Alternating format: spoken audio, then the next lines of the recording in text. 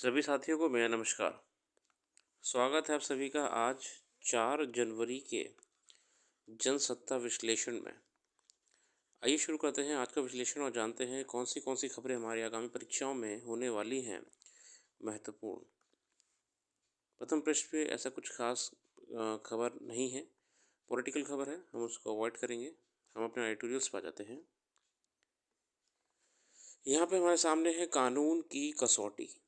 ये बेसिकली जो हाल ही में अटेंडेंट वाला मामला हुआ था और उसमें एकदम से जनता ने जो हड़ताल की खबर सुनने के बाद एक अफरा तफरी सी मच गई थी। इसको लेकर टिप्पणी है जिसमें ये बताने का प्रयास करा गया है कि अगर कोई बड़े स्तर पे कानून है जिसका असर बहुत ही किसी बड़े क्षेत्र को पड़ सकता है, तो ऐसे कानून को इम्प्लीमेंट करने से पहले उस क्षेत्र संबंधित क्षेत्र विशेष लोगों से भी ये सलाह मशवरा करना चाहिए। आइए जानते हैं क्या कह रहे हैं हमारे लेखक। सरकार के आश्वासन के बाद देश भर में ट्रक चालकों की हड़ताल के बाद उपजी मुश्किलें शायद फिलहाल ख़त्म हो जाएं, मगर इससे एक बार फिर ये साफ हुआ है कि व्यापक असर वाले किसी कानून को लागू करने से पहले उसे प्रभावित पक्षों के साथ राय मशवरा करना एक ज़रूरी पहलू होना चाहिए। गौरतलब है कि हिट एंड रन यानी हादसे के बाद वाहन चालक के भाग जाने के मामले में नए कानून के तहत सख्त प्रावधानों के खिलाफ ट्रक, टैक्सी और बस संचालकों के संगठनों ने देश भर में हड़ताल शुरू कर दी थी। इसके बाद न केवल सामान्य आवाजाही पर बुरी तरह असर पड़ा बल्कि आवश्यक वस्तुओं की आपूर्ति में बाधित होना शुरू हो गई थी। 2000 से ज़्यादा पेट्रोल पंप ठप पड़ गए। दरअसल हिट एंड रन मामले में अब तक भारतीय दंड संहिता में कोई प्रावधान नहीं था और जानलेवा हादसों के बाद लापरवाही के कारण मौत की धाराओं के तहत ही कार्रवाई होती थी, जिसमें 2 वर्ष तक की जेल की सज़ा तय की गई थी। देखिए, सामान्यतः ये बात थी। मगर नए कानून के मुताबिक कोई भी चालक अगर तेज और लापरवाही से वाहन चलाकर किसी व्यक्ति की मौत का कारण बनता है और मौके से भाग जाता है, तो उसके लिए उसे 10 वर्ष की जेल होगी और 7 लाख जुर्माना देना होगा।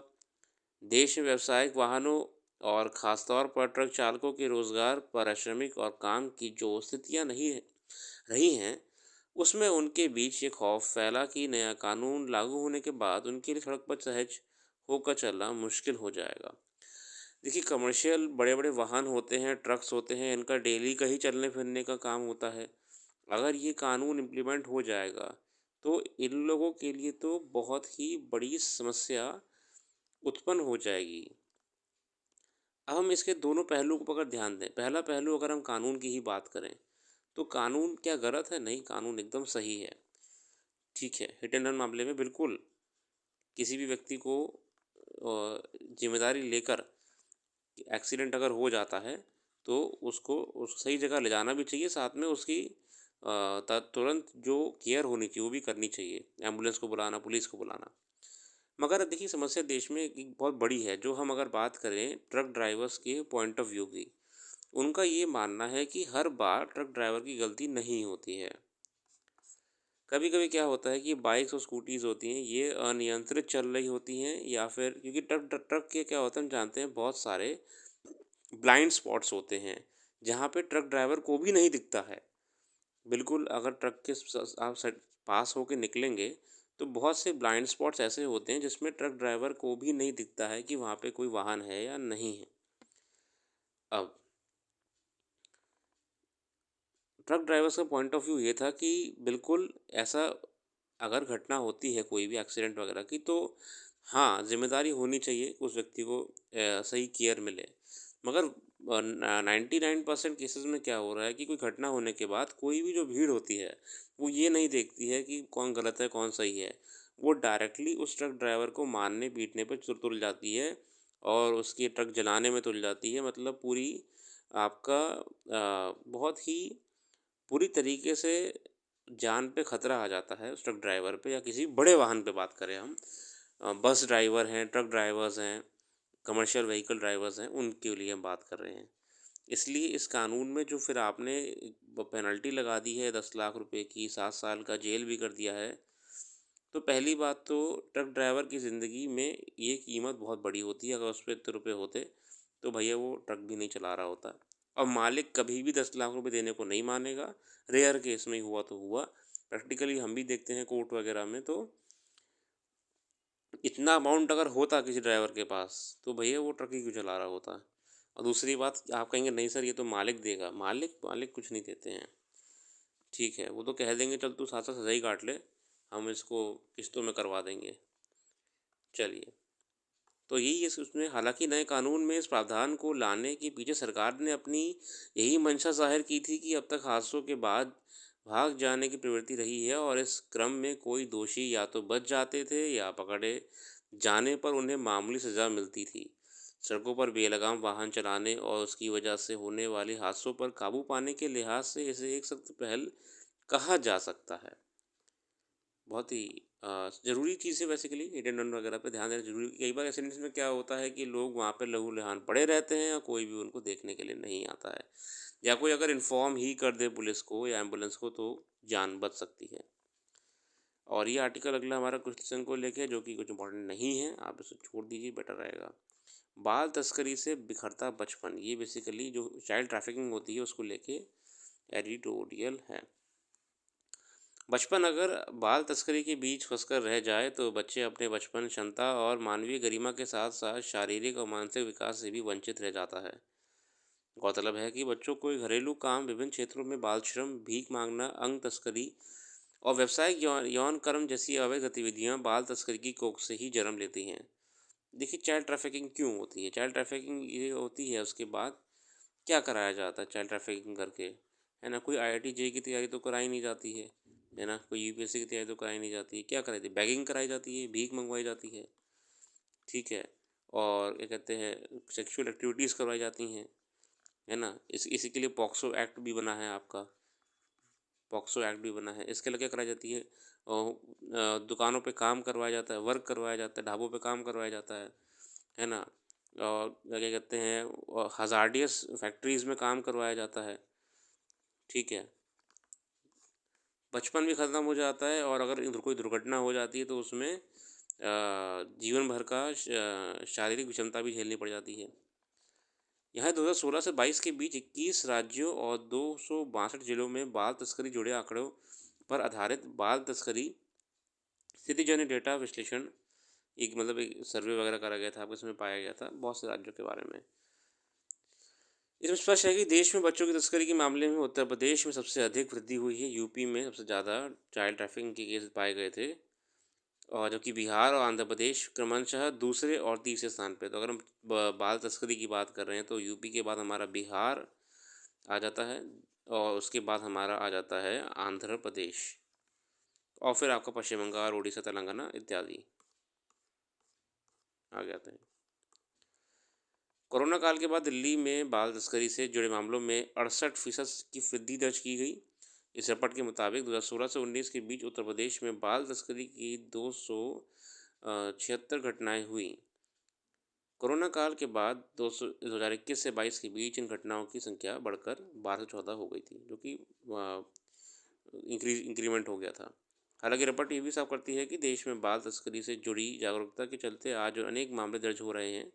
इसी के परिणाम है कि इस अवधि में 18 वर्ष से कम उम्र के 13,539 नाबालिग बच्चों को इससे बचाया भी गया है। बचाया गया 80% बच्चों 13 से 18 वर्ष की आयु के थे। अब इसको कंट्रोल करने के लिए या फिर इसको कहीं ना कहीं कम करने के लिए बहुत सी गवर्नमेंट इनिशिएटिव भी चले हैं, है ना? जैसे कि टास्क फोर्स के माध्यम से समय समय पर कई क्षेत्रों में आपकी रेड्स करवाई जाती हैं।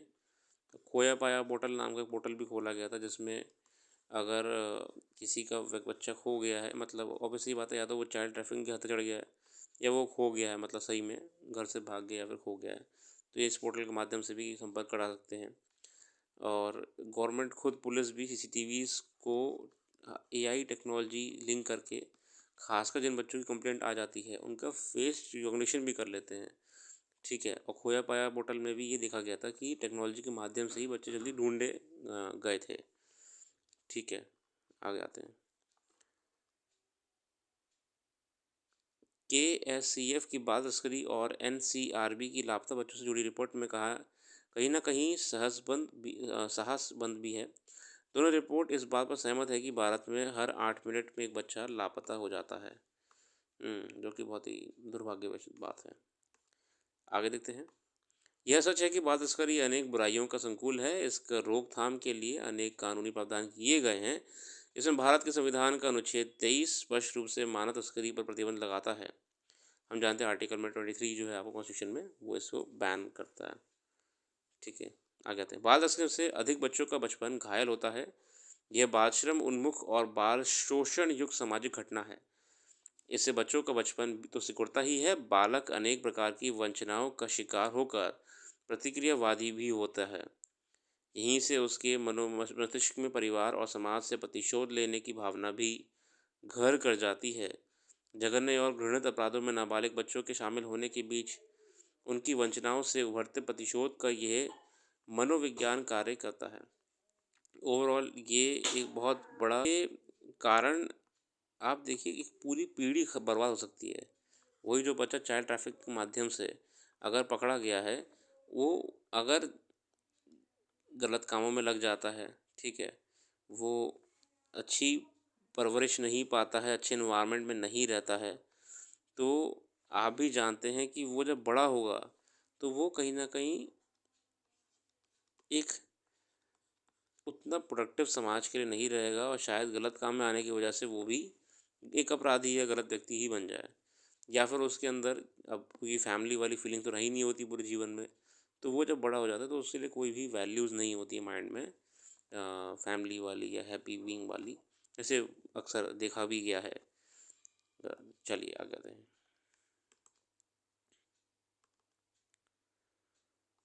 बहुत ही अच्छा आर्टिकल यहाँ पे।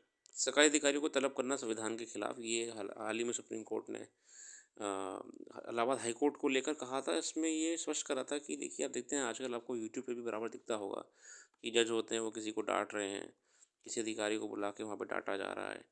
तो कोर्ट ने, सुप्रीम कोर्ट ने अभी क्लियर भी करा कि अभी हाल ही में एक केस था, उसमें जो इलाहाबाद हाई कोर्ट ने 2 फाइनेंस सेक्रेटरीज़ को बुलाया था और थोड़ा-सा उनको डाँटा भी था। तो सुप्रीम कोर्ट ने ये कहा है कि देखिए, आपको कोई भी काम है तो उसमें किसी को भी तलब करने की अथॉरिटी तो है ही है, उसमें कोई बात ही नहीं, कोर्ट तभी कोर्ट होती है।